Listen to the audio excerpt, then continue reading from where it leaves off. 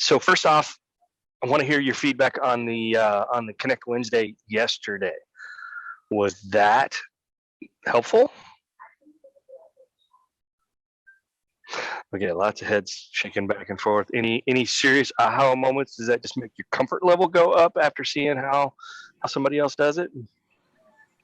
It was nice seeing the 3 different styles. So even one person, you could use 3 different styles depending upon what your people are giving you. Absolutely. Yep. So I couldn't agree with you more. And I've said this, if you haven't heard me say this before, this will be the first time, but it won't be probably the last. You got to make yourself into a little bit of a chameleon. You got to take on the color, the camouflage, the flavor of who you're sitting in front of. And in some cases, the linear approach of preparation and presentation and polish is going to be the thing that somebody keys in on, and an engineer's mind or an architectural mind would zero in on that. Some cases you might have a type A personality, and the the Bobby Clarkson approach might put somebody off. And you got to be a little bit softer. So, I mean, good information. And I really enjoyed that yesterday. And I hope you feel the same way. Before we get started, I want to zero in on one thing, and I'm going to teach you guys something that we talked about in the Connect Wednesday yesterday. Actually, Lanier talked about it, and it sparked the thought process that we need to teach you guys this. And that was, did anybody key in when Lanier was doing his presentation on what he called the absorption analysis report? Okay, and I know at least one of you on this call came to me afterwards and said, what the heck is that, and how do I use it, and what's involved in it? And that's what we're going to talk about today. Okay, so I think Lanier referred to it as numbers on a page, but good information. And it was, I can't even remember how he phrased it, and I asked him to repeat it to me, and I think he said it was the report that tells him all about how fast and how much. And that's actually a fairly good and accurate description of what the absorption analysis report is. Okay. So let's talk first. So I'm going to talk in vague generalities at first, and then we're going to dive into some fun stuff. Okay, shared my screen. Are you looking at problems with emails, with auto emails? Okay, sideline. This came up probably on your FMLS when you logged in either this morning or yesterday morning. There is some issues going on. It looks like they've got a workaround. But if you've done any auto emails and have them set up as soon as possible, which is the setting that they get the notification immediately when a new home goes on the market, there may be problems with it. So you might want to pay close attention and read this bad boy. And make the appropriate changes by, I think what they're saying is change it to AM or PM settings instead. Okay. So this is an example of what the absorption analysis report looks like. Okay. And I'm going to show you several examples we're going to talk through. And then once we've got what they are and how to use them in your presentation, then we'll go through and talk about how to get it, how to pull it, and how to utilize it in your presentation for your explanations. Okay, so first off, the absorption analysis report is kind of your companion to a CMA. All right, so if you think about it, actually, let me change. If you think about it, when you do a CMA, you're looking at one house at a time and trying to get a sample size of homes. So the visual illustration that I use with somebody is, okay, we've looked at homes, at comparable homes. And comparable homes tell us a little bit about the market. But if you think about it, it's kind of like looking through a pair of binoculars, and you're looking at one house at a time, and trying to consolidate and integrate and synthesize information about one house at a time through these binoculars. And visual aids, I actually do this, okay? Because I think it helps. But and so you're trying to synthesize information looking at one house at a time, but now you want to step back and look at the bigger picture, and that's what the absorption analysis report does for you. Okay, so sharing my screen once again, this is what an absorption analysis report looks like. And I always apologize ahead of time, and I say this is a little bit of an eye chart, and I recognize that, but there's some valuable information here that we can glean. All right. By the way, you can use this for both listings and for a buyer. All right. It is the perfect companion to a competitive market analysis for either listings or buyers. Okay. So Mr. and Mrs. Seller in this case, this is the absorption analysis report. And again, I apologize for this being a little bit of an eye chart with some explanation. There's some very good information here. So you live in Area 72. Love to be able to tell you what the borders and the boundaries of Area 72 are. Really, honestly, doesn't matter. Know this, we are looking in your neighborhood, and based off of the comps that we've looked at, we're going to be looking at this particular column, which I've highlighted ahead of time. By the way, when you get this report, the highlighting is not going to be there. You're going to have to do this on your own to call this out. Okay. So we've already established that we're in the $200,000 to $250,000 price point based off of the comps that we're seeing. What this does is I'm looking back over a period of 12 months. So we're kind of balancing out any of the highs and the lows of seasonality within the market, because we're looking at a year's worth of data. So Mr. Seller, in your neighborhood, and in your price point between 200 and 250 in the last 12 months, the average in Area 72, the attached sales, so this particular home was an attached sale, an attached condo. There have been 147 other homes that have sold on the market during that time, during the last 12 months in that price point. The average TDOM, that's total days on the market, is a very short 13 days. So a moment ago, Mr. Seller, you asked me how long you thought it would take for our home to go under contract. Well, if we've priced your home appropriate and your home is typical in the marketplace, you're probably going to be under contract within 2 weeks. Okay, that's pretty aggressive. That's really quick time frame.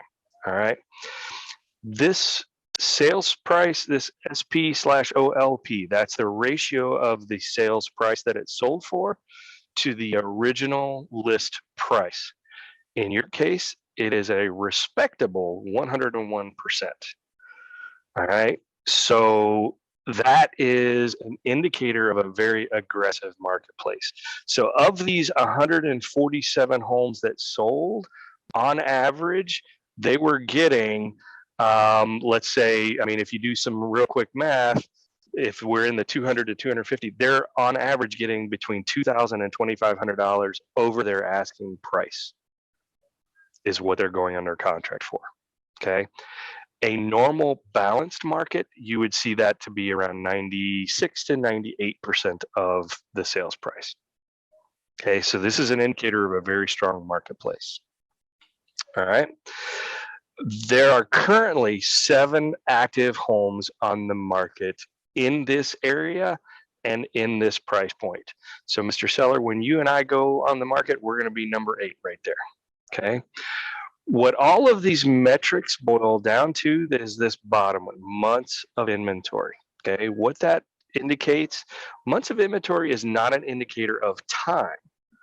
It is an indicator of the level of supply as a function of demand. Okay, so it's the ratio of supply to demand.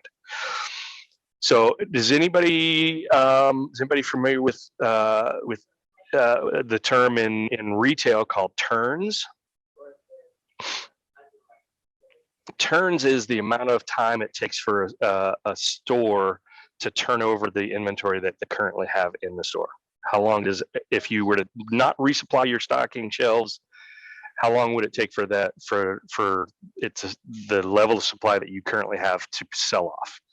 Basically, in real estate, it's the exact same thing. This is an indicator of, at the historic pace of sales, 147 in the last 12 months. If we were to extrapolate that moving forward from today, how long would it take for the 7 homes that are currently on the market to sell off? And the answer is 1 month. Does that make sense? Okay. I hope it makes sense. I don't see any heads nodding north and south. Does it make sense, y'all? Okay, I'm going to show you one other way to explain months of supply, and it is right here. Months of supply refers to the number of months it would take for the current inventory of homes on the market to sell, given the current pace of sales. Okay, commit that one to memory. So does it say 1 month simply because it cannot say 0.1 month? You were breaking out a little bit. Say that one more time. It says 1 month of supply. The number is 1. Does it say 1 there because it cannot say 0.1? It does. It always rounds it to a whole number. So you will see 0. You will see 1. All right. When we're going to talk about this in just a second. So what does 1 month of inventory mean? If it's not a reflection of time, then what is it a reflection of? Okay, so a balanced market where the number of buyers is roughly equal to the number of sellers, you would typically see 6 months of inventory. Okay, so anything less than 6 months of inventory means that there is more demand for homes than there is supply. So what does that describe? A seller's market or a buyer's market? Sellers. Good job. Absolutely. It's a seller's market. All right. Anything more than 6 months of supply is the opposite. It's a buyer's market. And in that scenario, there are more buyers, or there's more supply. So there's more homes available than there are people that are shopping for them. Okay. It's the easiest way to explain it to a client. All right. So when you have 1 month of inventory, that is a very strong seller's market. When you have 0 months of inventory, it's an even stronger seller's market. Okay. And what you will typically see from this chart is usually the higher the price point goes, the more months of inventory you typically get. And typically you see the longer it takes to sell a higher price point of home. Does that surprise anybody? It's pretty typical. Okay, the lower the price point, the more people are shopping for it. The higher the price point, fewer people can afford that. So you typically see longer time frames. And oh, by the way, you typically see sales price to list price ratio getting lower as the higher the price point. Okay. So if you were in this particular area and you were looking at a home that had $800,000 to $900,000 price point, is there any useful information in this report for you at all? Unfortunately not. So that's where you could potentially expand your parameters on your absorption analysis report and get more data. And I'll show you how to do that here in a minute. All right. Any burning questions on this so far? Okay, so what Lanier did yesterday was he pointed out that the total days on the market was very low, that the amount of inventory was also very low with only 7 other homes currently on the market, and that the price point on average was coming in above the asking price. All right, so there's one example of an absorption analysis report. Let's see if we can see any different happening here. Okay, so this is a different one. This is for area 191. And we're looking again back at 12 months, and similar price point in this case, much higher activity in this particular area, 845 homes in the last 12 days. Look at the average days on the market, much higher. Okay, this would be probably what I would consider more typical. Then you've also got the sales price to the original list price, a respectable, but not as, still 98%. That's still closer to what I would consider the norm of the average of 96 to 98%. But 78 other homes on the market, but still 1 month of supply. Okay. And again, to reiterate, months of supply does not refer to time frame. Actually, you've got the time frame right here, 55 days and 1 month. Those don't correlate in any way, shape, or form because they're not a reflection of time. Months of inventory is not a reflection of time. Okay. So if you were a seller and you had this, or let's flip the script a little bit. Let's say you were doing a buyer, and that buyer was buying in this area and they were buying at this price point. How aggressive would you think you would need to be in placing your offer in order to get it accepted in this environment? Come in right at list price. Yeah, maybe. Now let's say, for example, if you were representing a buyer and the home that they were looking at was in the $600,000 to $700,000 price point. What do you think? 4 to 5% below. There you go. Exactly. Exactly. So 18 months of inventory, that is a buyer's market. So in other words, I mean, these numbers are kind of skewed because it's a very small sample size. There's only 2 homes that sold in the last year, but yet 3 people are trying to sell their house now in this area, in this price point. That's why that number is so high. Okay. So let's try another example. Trying to remember why I pulled this one. You know what? Let's just go back to here.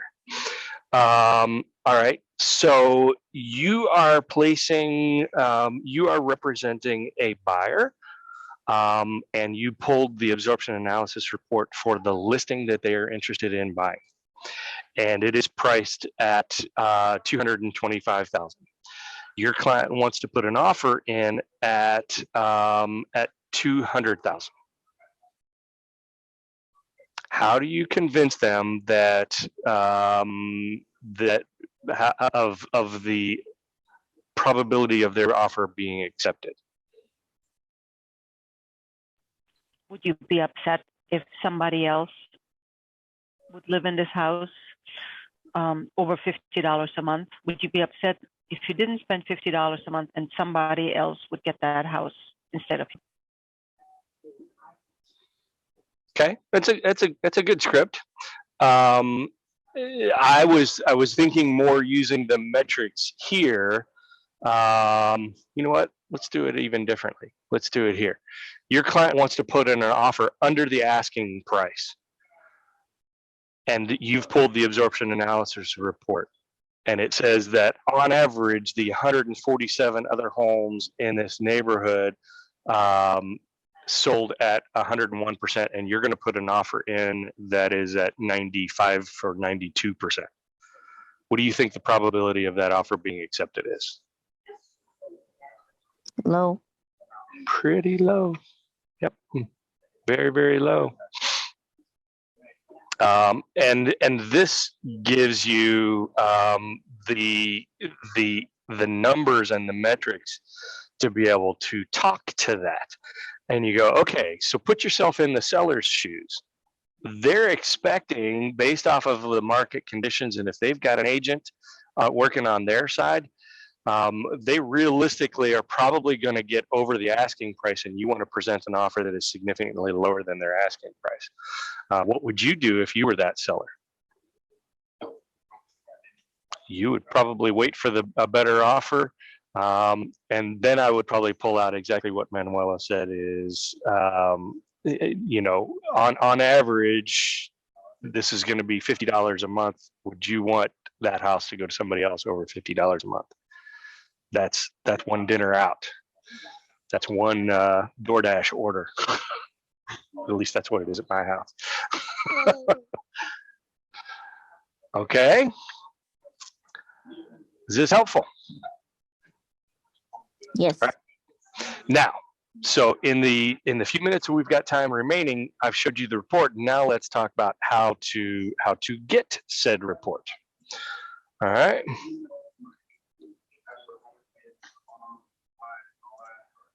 Okay, everybody in Matrix? You seeing this? You're going to go to your FMLS homepage. You're going to have to click your login again. The way to pull the absorption analysis report is very simple. It's right here on the top. Reports, absorption analysis, and it's going to bring up this menu. And let me see if I can make this bigger so y'all can see it better. Okay. So here is where you're going to select the parameters for your report.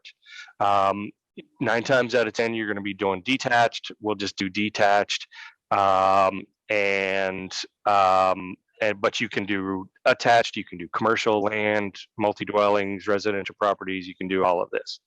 You're always going to want to do it over a period of time to balance out any lows and highs in the marketplace. So you typically do it over 1 year. And the easiest way to do this report is using the FMLS areas, which this is the only report where they're still utilizing FMLS areas, okay, unfortunately. But you can do it in other ways. It just makes the data a little less, a little more confusing and a little less clear. So say, for example, though, you wanted to pull this for, I think I live in area 113 for Cherokee County. We're just going to pull this and we're going to hit run report.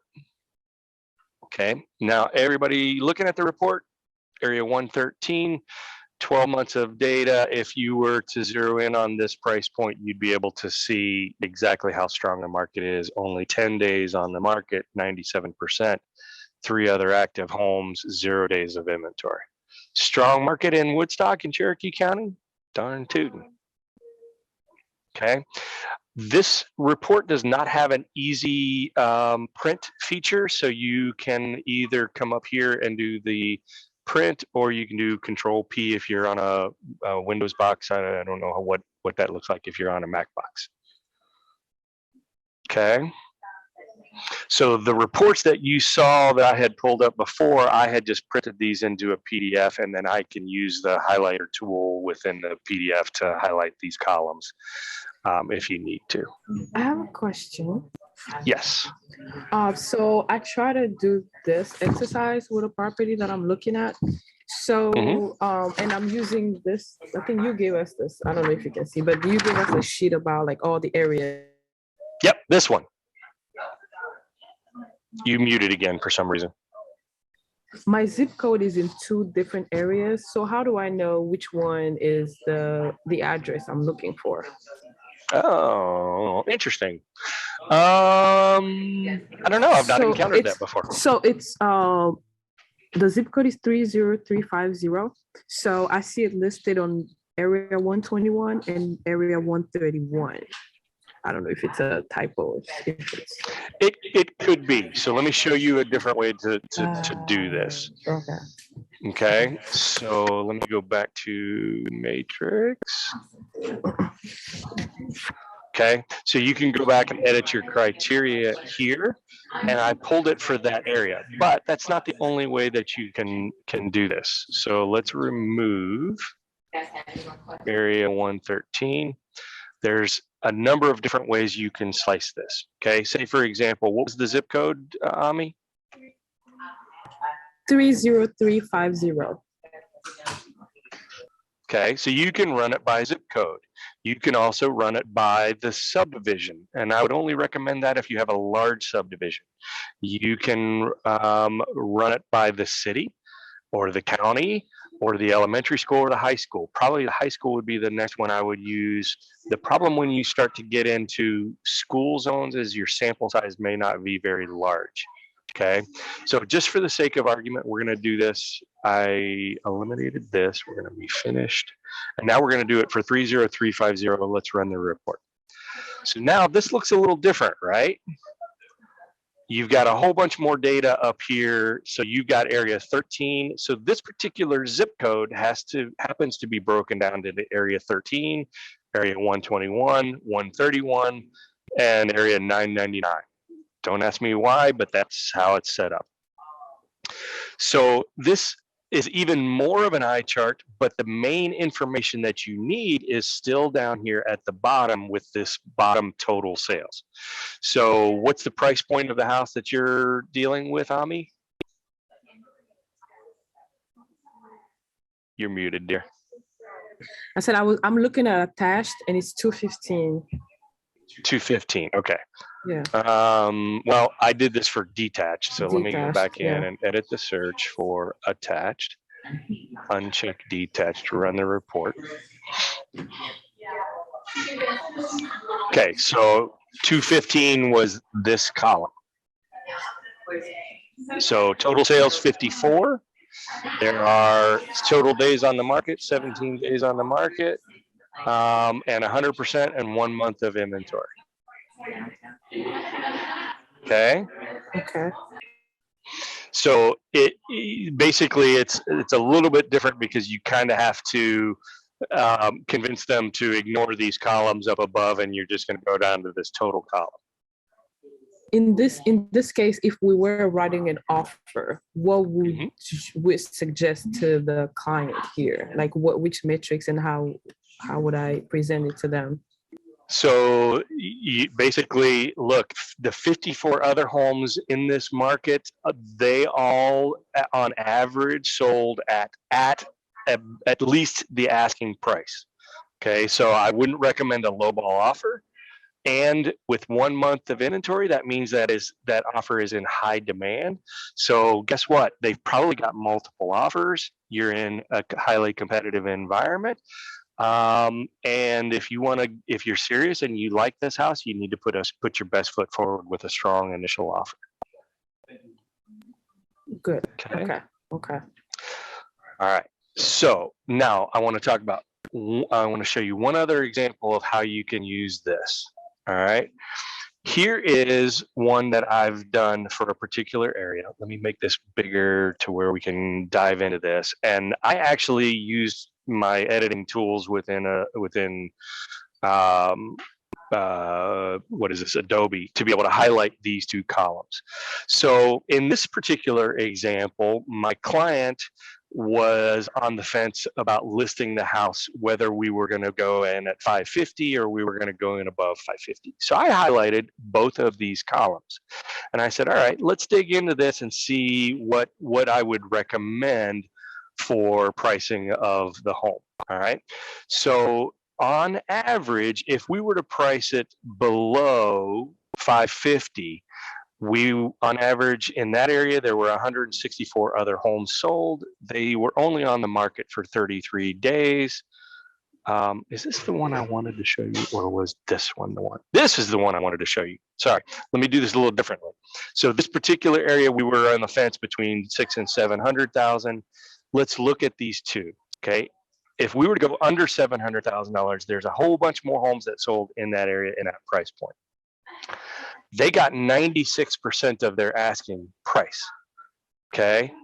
And there's only 2 months of inventory because there's less competition of only 5 homes currently active, 34 homes sold in the last year, and so only 2 months of inventory, okay?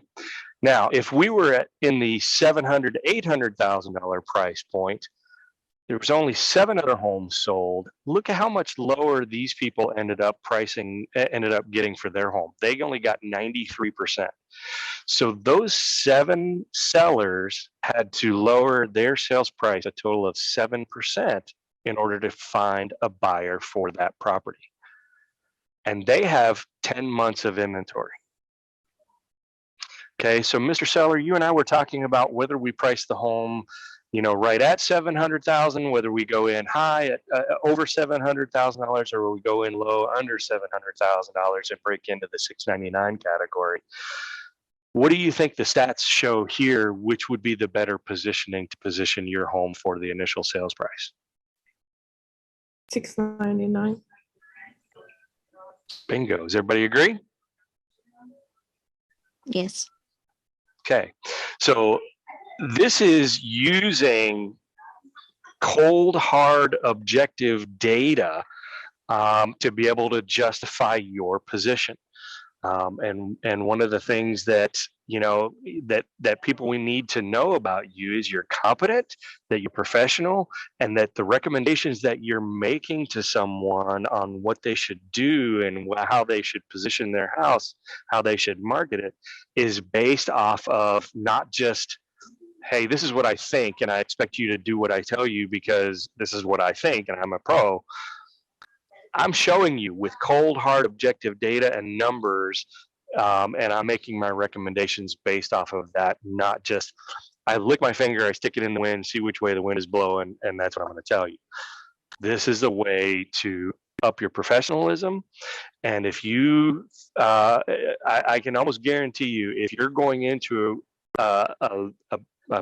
whether a listing presentation or a buyer presentation with this level of preparedness, your professionalism goes through the roof and you are going to far exceed your peers in this industry.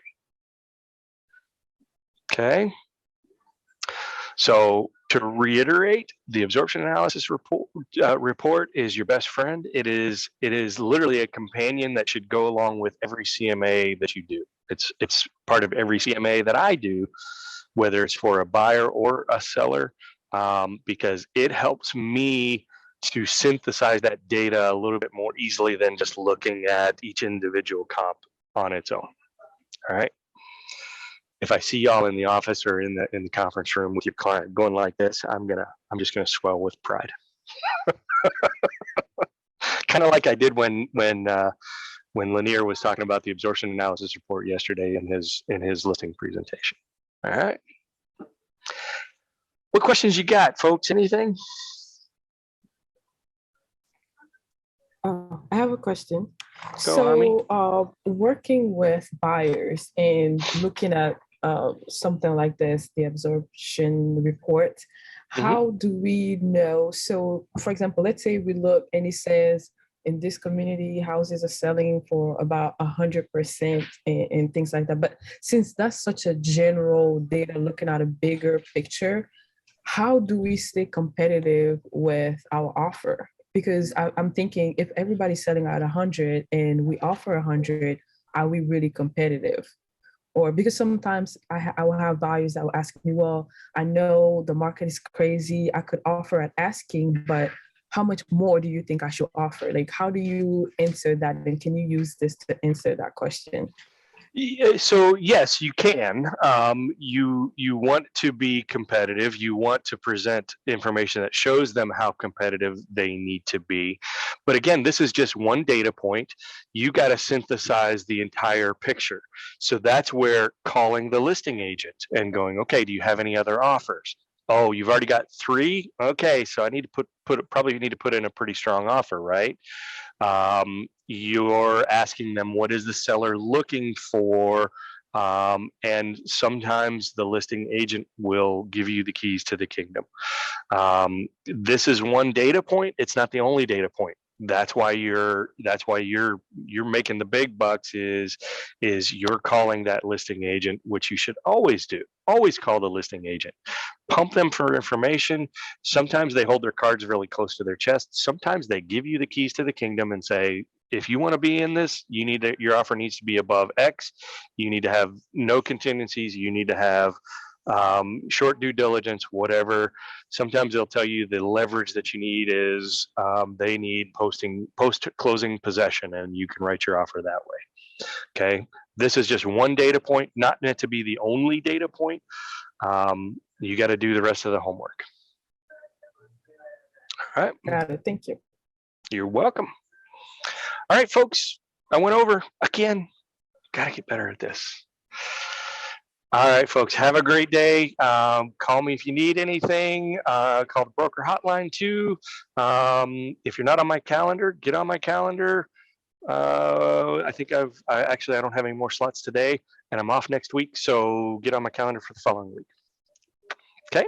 Thank you. All right, everybody, have a great day. Bye.